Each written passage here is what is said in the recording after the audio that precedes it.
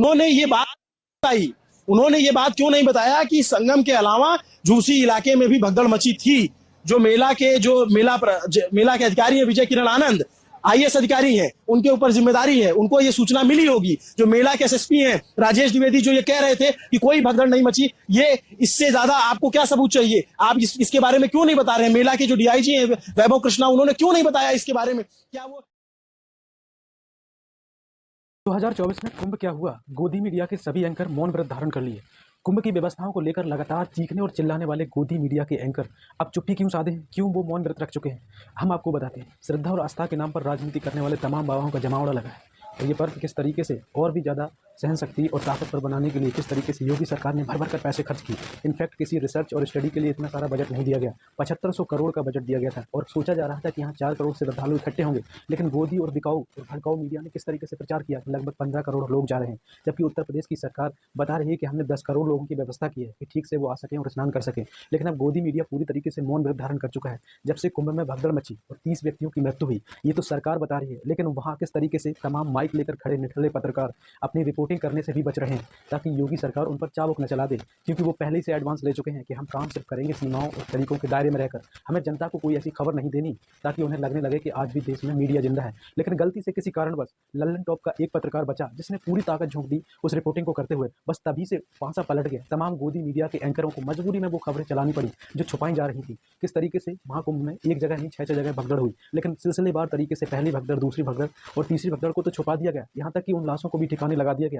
प्रशासन इसमें पूरी तरीके से शामिल था, जबकि तमाम पुलिस अधिकारियों ने बताया तमाम लोगों को कि हमारा नाम नहीं आ पाए, लेकिन भगदड़ तो कई जगह हुई जहां लाशों को भी छुपा दिया गया। सोचिए बिकाऊ और गोदी मीडिया किस तरीके से इन खबरों को कवर ही नहीं कर रहा था। गलती से लल्लन टॉप शो के एक एंकर ने जब खुलेआम रिपोर्टिंग की तो किस तरीके से तमाम प्रशासनिक लोग तिलमिला उठे। सोचिए उत्तर प्रदेश में जो न्याय का पर्याय बन चुका था बिल्डोजर बाबा के नाम से फेमस हो चुके थे और वो कह रहे थे किसी भी व्यक्ति को बख्शा नहीं जाएगा। क्या अब मेले प्रशासन के तौर पर हुई गलतियों के तमाम अपराधियों को बख्शा जाएगा, या फिर तमाम श्रद्धा और आस्था के नाम पर झोंके गए व्यक्ति जो श्रद्धा के नाम पर नहाने और स्नान करने के लिए लोग आए थे वो मौत के मुंह में ढकेल दिए गए, उन पर कार्रवाई की जाएगी? जैसे कि एएसपी प्रमुख चंद्रशेखर रावण ने कहा कि जब धीरेन्द्र शास्त्री जैसे बेसैले बाबा बेस उगलते हैं समाज में कितना बड़ा बदलाव होता है। जैसे कि धीरेन्द्र शास्त्री जैसे अनपढ़ बाबा ने बयान दिया कि जो व्यक्ति कुंभ में स्नान करने नहीं जाएगा वो सच्चा हिंदू नहीं है और देशद्रोही है, तब इस व्यक्ति को पकड़ लेना चाहिए और बख्शना नहीं चाहिए, क्योंकि तमाम लोगों को भीड़ बढ़ाने में इसका बयान अहम रोल रखता है। दूसरी सबसे बड़ी बात कि प्रशासनिक तौर पर अधिकारी क्या वीवीआईपीओ को ट्रीटमेंट दे रहे थे? उत्तर प्रदेश सरकार में योगी सरकार ने कितने वीआईपी पास जारी किए, जबकि मोदी जी पहले ही कह चुके थे, हाथ उठाकर चीख चीख कर चिल्ला रहे थे कि हमारी सरकार किसी भी वीवीआईपी कल्चर को बढ़ावा नहीं देती।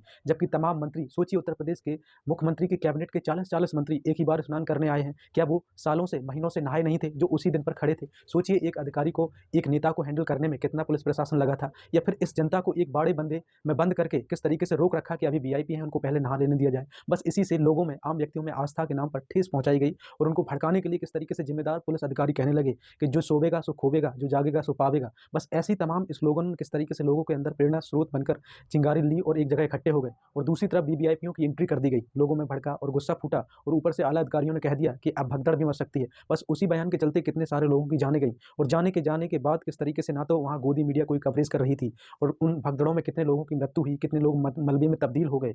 उनको धीरे धीरे 8 से 10 ट्रैक्टर लगाकर कहीं नाले में शिफ्ट करवा दिया गया, जो वीडियो में दिखाई दे रहा है। लेकिन मोदी सरकार और गोदी मीडिया अभी इस पर कोई रिपोर्टिंग नहीं कर रही। सभी लोग मौन व्रत पर चले गए हैं क्योंकि सरकार कहीं उनके ऊपर चाबुक न चला दे। लेकिन प्रशासन की विफलताओं के चलते योगी आदित्यनाथ ने अभी तक ये नहीं स्वीकारा है कि उनके यहाँ कितनी परफेक्ट मृत्यु हुई है, कितने लोग घायल हैं। लेकिन उन्होंने आनन फानन में आकर मुआवजे की घोषणा जरूर कर दी। लेकिन वहाँ के स्थानीय लोग और तमाम व्यक्ति जो अपने परिजनों को मृत शरीर ले जाकर घर पर अंतिम संस्कार करना चाहते हैं, उनके लिए एम्बुलेंस तक की व्यवस्था नहीं है। सोचिए जिन बाबाओं को, जिन धर्म के नाम पर हम चंदा देकर उन्हें फाइनेंशियली मजबूत करते हैं, आज उसी आस्था और श्रद्धा के नाम पर लोगों ने अपने परिजनों को खो दिया। और वहीं दूसरी तरफ वही बाबा किस तरीके से बेसैले भाषण दे रहे हैं कि किसी भी व्यक्ति की वहाँ पर मौत नहीं हुई, जो लोग मरे हैं वो वास्तव में मरे नहीं, मोक्ष को प्राप्त हुए। तब तो धीरेन्द्र शास्त्री जैसे बाबाओं को अपने परिजनों को वहीं पर मोक्ष के लिए सबसे पहले लाइन में खड़ा कर देना चाहिए था। और धीरेन्द्र शास्त्री जैसे बाबाओं को तभी आभास होता जब उनके परिवार से कोई मृत शरीर वहाँ पर होता, तब उन्हें कहना उचित लगता कि यहाँ पर कोई मरा नहीं, गंगा के तट पर मोक्ष प्राप्त हुई। तो कितने बेशर्म बाबा और बेहुदे मजाक से हटकर बातें करने वाले इन बाबाओं के चक्कर में पूरी जनता पड़ी। इस देश का खासकर ओबी समाज इनके पीछे पड़ा है और इतनी बड़ी संख्या में जाकर उन्हें धन बल से मजबूत करता है। और दूसरी तरफ जहाँ लोगों की मृत्यु हुई, शोक पसरा हुआ है, तमाम बाबा और साधु अपनी कमाई के रोकड़ों की गिनती कर रहे हैं, आप देख सकते हैं। और दूसरी तरफ जहाँ उत्तर प्रदेश सरकार की नाकामियों को चलते कितना बड़ा हादसा हुआ जिसे राजनीतिक एंगल से देखा जा रहा रहा था। अगर व्यवस्थाएं इतनी नहीं थी या व्यवस्थाएं नहीं थी और उनको पता नहीं था, तब गोदी मीडिया के पास चीखने का अधिकार कहाँ से आया कि 15 करोड़ से ज़्यादा लोग वहाँ पर पहुँचेंगे, 4 करोड़ से ज़्यादा लोग रोज़ स्नान कर रहे हैं। अगर ऐसा नहीं है तो सिर्फ ये झूठ मूठ का मीडिया और बजट पर चलने वाला मीडिया अब पूरी तरीके से बिक चुका है। लेकिन आज भी पत्रकारिता ऐसे जाबाज पत्रकारों में मौजूद है जिन्होंने डटकर रिपोर्टिंग की और नज़दीकी मौचौरी में जाकर ये देखा कि वास्तव में उत्तर प्रदेश सरकार जो बता रही है कि 30 लोगों की मृत्यु हुई, 30 ही है या उससे ज़्यादा है, तो मौचौरी में जाकर देखते हैं तो 57 से ज़्यादा डेड बॉडी मिली और कई जगह ऐसी भगदड़ हुई जिनकी लाशों तक को गायब कर दिया। सोचिए उत्तर प्रदेश में किस तरीके से जंगल राज चल रहा है और गोदी मीडिया के एंकर जो चीखते गला फाड़ कर चिल्लाते थे, आज वो पूरी तरीके से मौन व्रत पर चले गए हैं। अब लगता है कुंभ की समाप्ति के बाद ही वो अपने वापस स्थानों पर लौटेंगे और अपना पेट पूजा करेंगे। इसके बाद में वो वही खबरें चलाएंगे जो सरकार की तरफ से उन्हें बताई जाएंगी। आप क्या सोचते हैं ज़रूर कमेंट सेक्शन में